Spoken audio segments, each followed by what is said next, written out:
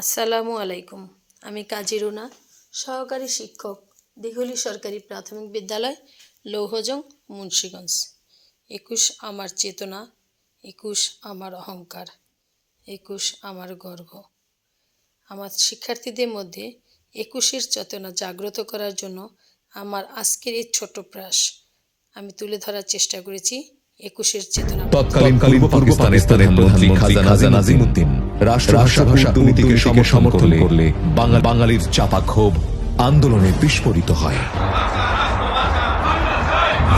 অবিলম্বেই সর্বদলীয় কেন্দ্রীয় রাষ্ট্রভাষা অ্যাকশন কমিটি 21শে ফেব্রুয়ারি রাজপথে আন্দোলনের ডাক দেয়।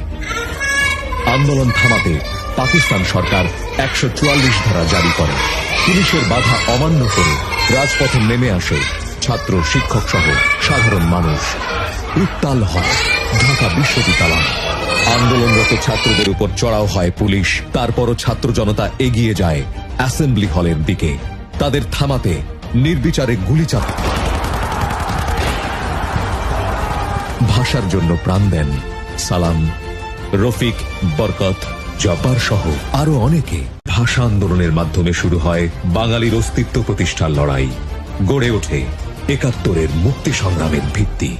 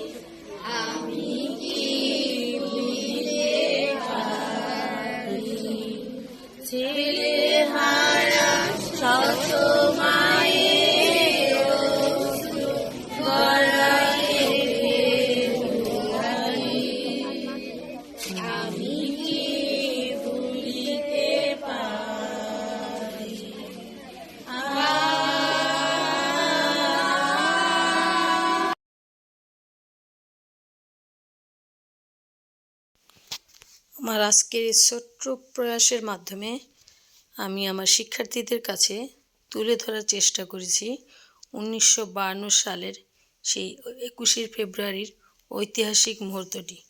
এতে যদি তাদের সামান্য 21-এর প্রতি চেতনাবোধ জাগ্রত হয়, শ্রদ্ধাবোধ জাগে, তবেই আমার আজকের আয়োজনটি সার্থক হবে।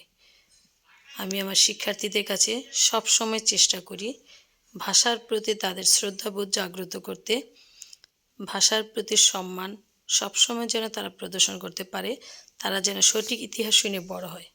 ধন্যবাদ সবাই।